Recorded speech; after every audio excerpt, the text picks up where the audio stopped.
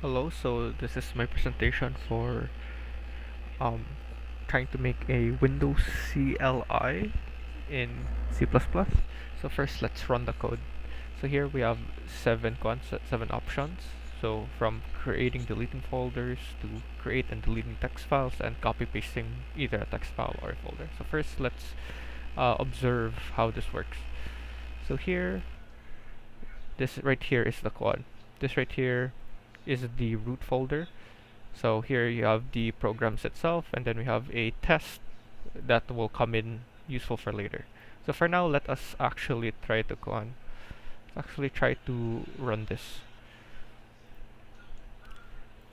So, so let's try to create a new folder. So let's say we can call this one Lopez. There you go. So right here we see an empty folder, and then we can click any click to continue. So we can also delete that folder. So here you can put the folder name and folder deleted as it shows here. So here we can create a text file. So let's say we can call this hello, and then the content is world. So if we do that, we have hello world. So if you enter, there's hello world. So before we go to delete text file, let's actually show the copy paste text file before we show that off. So here, let's say I want to copy hello. So it says it's copied, and then there we go. Get hello copy, and then it has the same input.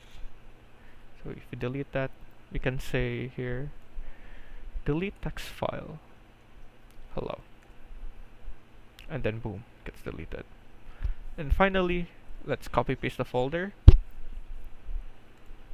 test, folder copied, and then there we go. So as you can see here, we have 4 images in this folder, and if we go to the text copy, it has all 4. So we can just, and of course, you know, once you're done with the program, you can press exit, and then there you go. So alright, let us now move to I'll just give a brief overview of the code itself. So here we have int main. So here you get a user input, and then as long as there's this is a declaration, and then here you present the menu, and here you can actually get the actual user input, and of course here it will basically just it's an error trap to make sure that the input is valid, and then if it's valid, there's a switch case to check for every single possible valid option, and it will basically perform that. It will basically perform each functionality, and of course you have an error message. On top are basically the different functions that we use, as well as the libraries. So here the buffer is basically just a message, so we can send a message, and then there's a message, and then there's a getch just to make sure that you can actually read the message before we move on to the next thing. Copy file function is just to basically the main function we use to copy the file. So here you get you get a string for the source file, and you get string for the destination file, and then we use the if stream source just to allocate or create that file. And so we check if it's open, and if it's not, we also do the same thing for destination. And if they actually are open and they're valid, we basically use the rd buff to copy the source. We basically copy the source file into the destination position. We close both, and then we return destination.fail. This is just to check if the rebuff actually worked or not. So, and you'll see why you see why it's set to a boolean. So same thing for kind of a similar idea for copy folder. So here we get both the we both get the source file as well as the destination file. Here we first create the new destination folder, of course probably with the name of the same name as the one. We'll call that the destination. Here we basically just append just so that the source basically lists all the files by having the asterisk here. So here, this is a structure so we can store all of the information within a file, or within, we're gonna use it later. The handle is this find first. Basically, we just use it for searching. So this is just to check if it's empty or not. So if there's actually a file in, just to make sure that there's no empty, we can actually search for the first file, and then we can use that to like kind of iterate and such. So here we have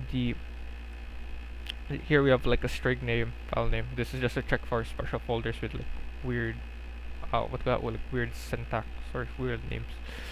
Here we just update the name. So we add the source file. We add like call that a slash, and then we put the name just to update like the source path. Then here we basically just go through and basically go check for each for each file, and then we either if we find a, let's say, a folder, we basically recurse, and then we call the same function, and then do the same thing and copy the entire thing, and then we move on, and then we continue copying every single file. If it's just a regular file, then well, we use the copy file function that we have on top to basically copy that file to the new location. And we basically do that until we basically iterate through the entire we basically iterate through the entire list of files in that folder. We close the handle, so the search handle, and then we return true. So I'll explain that. I'll explain that later, but for now, let's go with the create folder, and then the delete, and then the create file, delete file. So here we have simply it's asking for a folder name. We get an input, and then we use the make directory function to just create that folder with inside the root folder. So, and of course you have just error or success messages. Delete folder is kind of similar, but instead we just use the remove directory with the same, with the name that's with the name that is actually written down. For create file, it's kind of the same thing. So it has the name, but it also has the file it also asks for the file content, so you can actually put in something you want to put into the file, and that's why we have here my file and then the file content. And so we close the file. So here we create the file, and of course, well, when we create the file, we also open it, and so we enter the file content through here, and then we close the file, and then simply the information. For the delete file, it's a lot more simpler. We just use this remove command, and then we use the file name that's given by the user with the .txt file to actually delete the specific file found within the folder. For copy text, so this is the reason why the previous functions had booleans. So here, not only do we, we basically ask for what file they want to copy, and then we use that entire function.